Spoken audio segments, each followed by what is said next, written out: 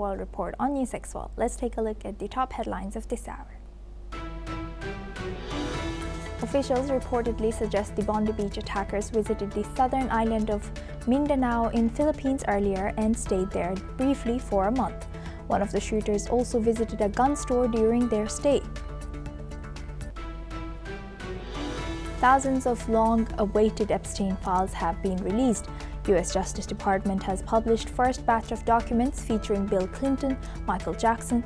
Files show little mention of Trump. According to the Syrian Observatory of Human Rights, U.S. strikes in Syria have killed at least 5 Daesh members. This comes as Washington retaliated for a December 13th attack in Palmyra that killed 2 U.S. soldiers and 1 U.S. civilian. Jordan has confirmed that its forces took part in U.S.-Syria strikes. The U.S. Central Command has reported that fighter jets, helicopters, and artillery struck more than 70 targets at multiple locations across central Syria. In Bangladesh, UNICEF's government says 7 are arrested over lynching of 27-year-old Hindu man in Bangladesh. His mentioning over blasphemy allegations.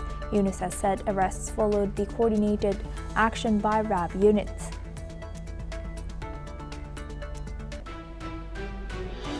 Benin has placed former defense minister and prominent opposition political candidate Azan Nai in pre-trial detention. This comes as part of an investigation into the country's failed coup attempt.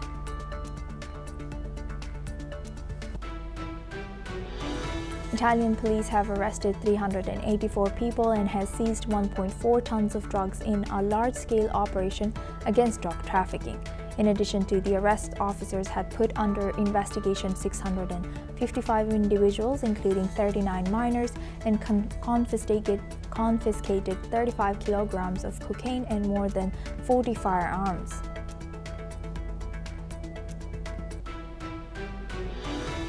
Document shows next period's China unit switches to local firms for wafer supplies. This is after the Dutch firm stopped supplying raw materials after a corporate dispute. Now for this hour, we start with Ukraine and US. United States Permanent Representative to NATO, Matthew Whitaker, has said that Ukraine must be prepared for the continuation of hostilities into 2026, as a peace agreement may not be finalized by the end of this year. Whitaker has warned that the fighting is likely to continue as winter has approached with no immediate breakthrough in peace talks. He says that long-term financial support remains critical, pointing to a major European Union loan package approved to sustain Ukraine's war effort. This comes after European leaders agreed to provide funding through 2026 and 2027 to help Kyiv maintain military and economic stability. The European Union has approved $97 billion in financing for Ukraine, structured as loans that Kyiv would repay only if it receives reparations from Russia. At the same time, European Union leaders failed to reach an agreement on seizing frozen Russian assets. After lengthy talks, Belgium opposed the move, leaving the assets frozen indefinitely with no timeline for expropriation. Now for this discussion, we welcome Mr. Gilbert Doctorow. He's a Russian affairs expert, joins us live from Brussels. Thank you very much, Mr. Doctorow, for joining us again. Good to see you. Now, are you surprised of the outcome that, Russian frozen assets are still going to be frozen and they won't be used as a EU is very fragmented? Well, the EU has frozen these assets indefinitely by removing the condition that that the freeze be renewed or the sanctions be renewed every 6 months. The intention was to be sure that these funds do not go back to Russia anytime soon to be used in furtherance of their war efforts. Also, the objective was to make sure that they do not come into the hands of Mr. Trump, but remain under European control so that they can be a bargaining chip to bring the European Union to the negotiating table from which it has been left out by the United States. Mr. Doctor, thank you for sharing that. And what do you think? How aligned are U.S. and Russia, and then U.S. and Ukraine in terms of ceasefire? Because we now can suggest that ceasefire won't be agreed upon before the New Year's this year. I think we have to divide that question. How aligned are the United States and Russia is not the issue. How aligned is the United States with Mr. Trump is the issue. He does not have majority support either in his own party or certainly in the Democratic Party to proceed with the kind of peace initiative that he has been pursuing, namely one that is neutral or somewhat favorable to the Russians. That is completely excluded by a large majority of the political establishment on Capitol Hill. For that reason, the pursuit of these negotiations is, frankly speaking, fruitless. It cannot possibly end in a peace treaty. Mr. Trump doesn't have the political support to push against the Europeans and successfully promote his notion of a peace treaty, which came out in the first 28-point plan, which was the start of all these discussions. Moreover, with the grant of this 90 billion euro loan, so-called loan, to Ukraine, and as you have said correctly, with the financing in place for Ukraine to continue the war for 2 more years, Ukraine, Mr. Zelensky, has no incentive whatsoever to agree to the Russian conditions for peace. For that reason, it is an empty exercise to pursue these negotiations, and I am surprised and disappointed that Mr. Putin does not openly acknowledge that fact. Thank you very much for sharing that insight, Mr. Doctor. Please stay with us as we stay on this topic now. 8 people are dead and at least 27 others were wounded after a Russian missile strike hit port infrastructure in Ukraine's southern city of Odessa. Ukraine's emergency services say the attack involved ballistic missiles and struck near a bus, leaving several passengers injured. Trucks caught fire in a parking area and nearby cars were damaged. Regional officials say the port area suffered heavy destruction. Russia has not directly acknowledged the strike, saying only that it hit transport and energy infrastructure, supporting Ukraine's military. On the other hand, Ukraine says it carried out retaliatory drone strike attacks deep inside Russian-controlled areas. Kyiv's general staff says Ukrainian drones struck a Russian petrol warship, the Okhotnik, and an oil and gas drilling platform in the Caspian Sea, operated by Russian oil giant Lukoil. Ukraine has also reported hitting a radar system in Crimea. The extent of the damage remains unclear, and Moscow has not commented yet. Now for this discussion, we welcome back Mr. Gilbert Doctorow. He's a Russian affairs expert, joins us live from Brussels. Thank you very much, Mr. Doctorow, for staying with us. As we were discussing, and you did mention that Ukraine and US are not aligned, and also I would like to highlight the fact that, indeed, Trump's popularity is going down, spiraling. So do you think that what can motivate Trump, or maybe is it urgent for him to get more support, so that to get more support he might push this ceasefire more, maybe enforce this towards Ukraine? Mr. Trump is trying to gain popularity or regain popularity by showing muscle. Unfortunately, that is what is behind his attacks now on Venezuela. He's playing the bully, he is violating international law, and he is flexing his muscles to show that he is a strong guy, and that what he wants to do with Russia is not coming out of weakness, but out of common sense. I doubt that he will succeed with the American political establishment, which is, after 20, 30 years or more, subjected to vicious anti-Russian news or fake news, is not prepared to accept an accommodation, a rapprochement with Russia, even if Mr. Trump is.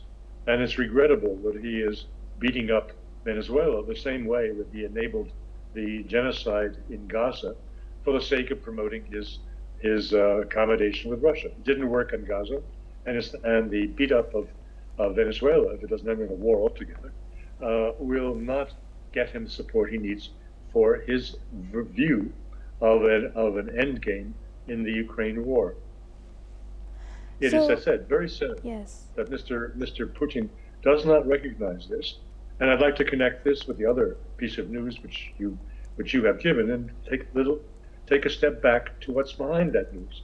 The news that you had about the destruction of or attack on Russian infrastructure, Lukoil infrastructure in the sea. Well, how did this happen? Let's look behind the news. It is the British air intelligence. It's the flights of the British spy planes in the Black Sea that enabled this.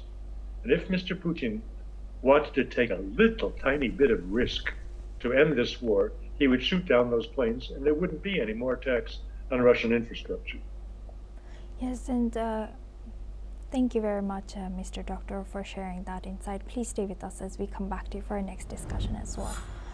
Now, the Turkish government says a drone that crashed in a rural area of northwestern Turkey is of Russian origin. According to the Interior Ministry, the unmanned aerial vehicle was found and is believed to be a Russian-made Orlan-10 drone. Officials say initial findings indicate it was used for reconnaissance and surveillance. The incident is now under investigation as authorities work to determine how the drone entered Turkish airspace. Now for this discussion, we welcome back Mr. Gilbert Doctorow. He's a Russian affairs expert, joins us live from Brussels. Now, why is it seems like Russia is poking its own ally as do you look at Turkey as an ally, and why is Russia sending air or drone over there in Turkish airspace? Well, that is an interesting question. As I see it, well, of course the Russians could have done that. I don't object to that notion. It's possible they would send precisely reconnaissance drone into Turkish airspace because they had reason to believe that there was going to be an attack, a naval drone attack by the Ukrainians on one of their vessels in the area. But I think it's more likely the explanation lies elsewhere. This sounds very much to me like the supposed drone attack of Russian-made drones in Poland, which was a hoax. It was drones that indeed had been remade from downed Russian drones in Ukraine. They were remade by the Ukrainians, and they were sent into Poland to make it appear as though they were Russian-sent drones. It's entirely possible that's what's happened in the Turkish case. So how do you think, how will Turkey kind of read it out that, Poland is involved, or this could have been another country's made drones instead of Russia? Well, I think they'll consign this to an investigation, the results of which we'll never hear. Look, the Turks are not little bunny rabbits either. They've been selling military equipment to the Ukrainians. They are politically aligned with the native residents of Crimea against Russian overlordship. So the Russian-Turkish relations are by no means relations of allies. They are countries that have some common interests and others opposing or negative interests, and they pursue the positive ones where they can. Very interesting. We'll be eyeing that. With that, I would like to thank Mr. Doctorow for joining us today as a Russian affairs expert from Brussels. Thank you very much. Now we move on to Asia.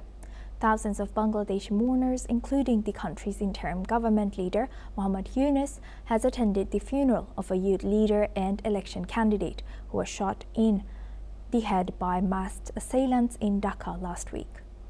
The youth leader, Sharif Osman Hadi, was a key figure in last year's student-led uprising that toppled Bangladesh's longtime Prime Minister Sheikh Hasina.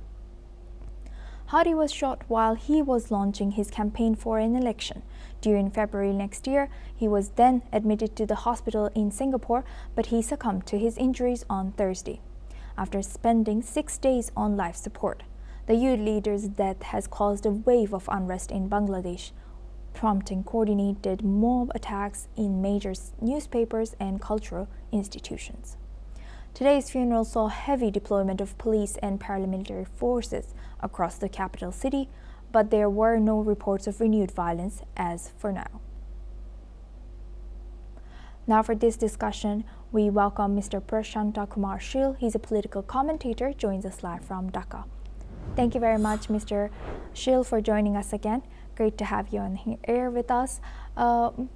Mr. Shil, what more can you tell us about this ongoing situation and how, as yesterday we discussed, how has this affected the loss of this new youth leader has affected, and what can we see for now for Bangladesh?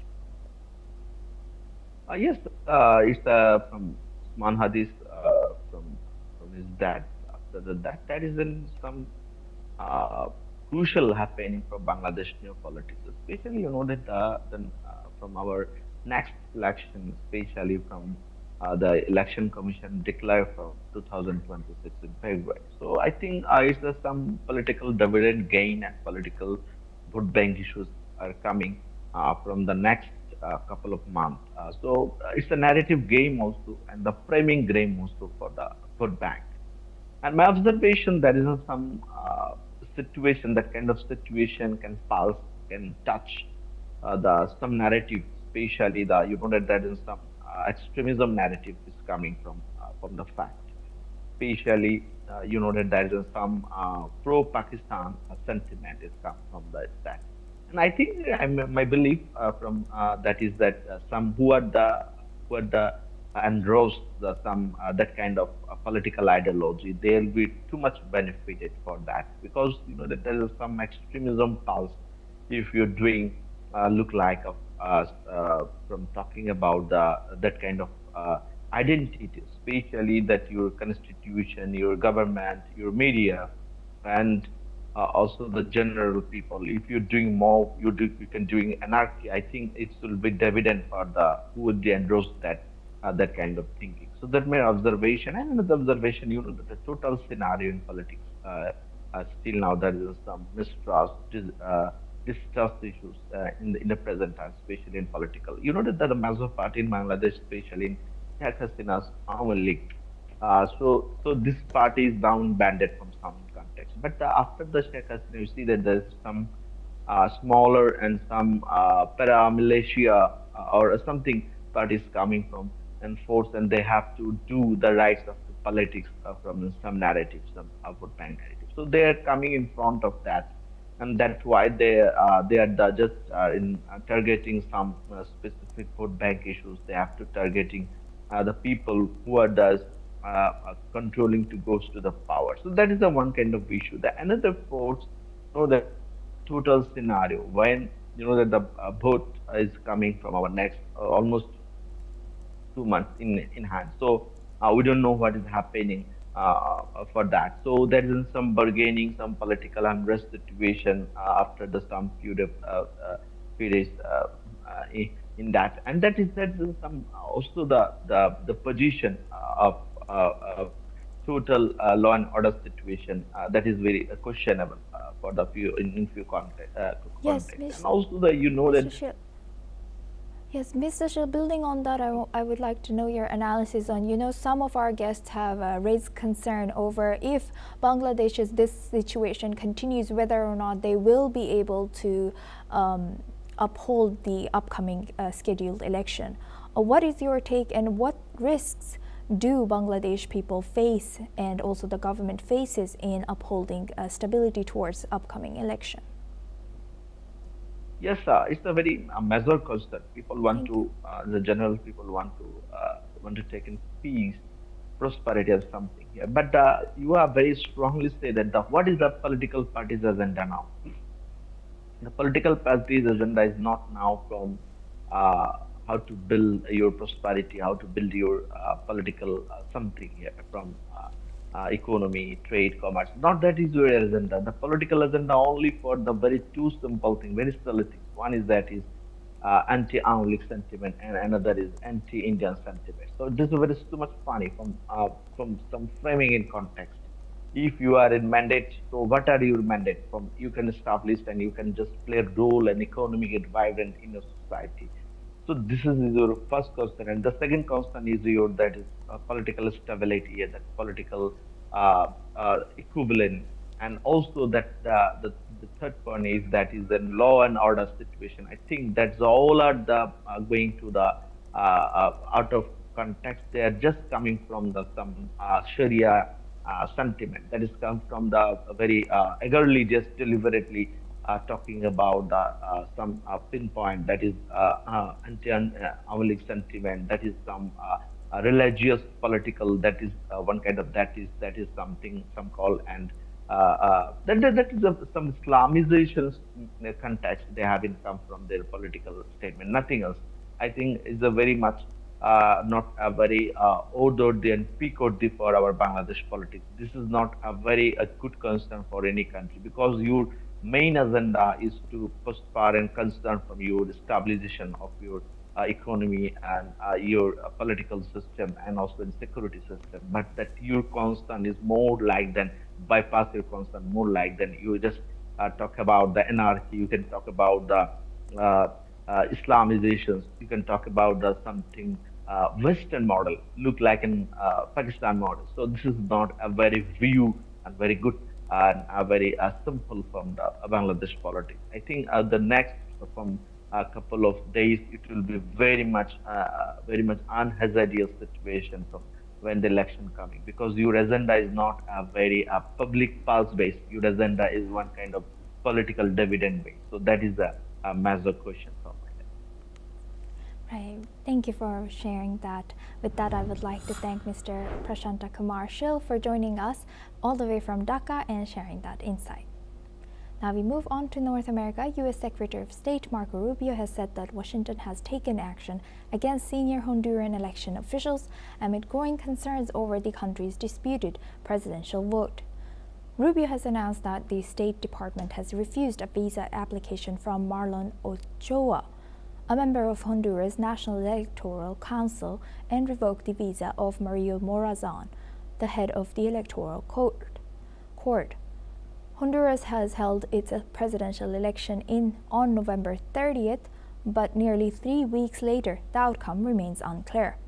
The process has been overshadowed by delays, allegations of fraud, and a chaotic vote counting system. Rubio has said that the United States will consider further measures against individuals who undermine democracy and obstruct the vote count. Following pressure from Washington, the Electoral Council has begun a delayed manual recount of disputed ballots, covering about 15% of the vote. The recount could alter preliminary results that gave conservative candidate Nasri Asfoura a narrow lead over rival Salvador Nasrallah. The council has until December 30th to declare a winner, who will take office at the end of January next year. Now we move on to our next news. Elon Musk's 2018 pay package from Tesla, once worth $56 billion, has been restored by the Delaware Supreme Court, nearly 2 years after a lower court struck down the compensation deal as unfathomable. The ruling overturns a decision that had prompted a furious backlash from Musk and damaged Delaware's business-friendly reputation. It assures Musk greater control over the company, which he has said is his main concern, even after shareholders recently approved a new pay package that could be worth $878 billion if Tesla meets certain targets. The Supreme Court has said a 2024 ruling that rescinded the pay package and had been improper and inequitable to Musk. The 2018 pay package is now worth about $139 billion based on the price of Tesla's stock at the close of trading on Friday.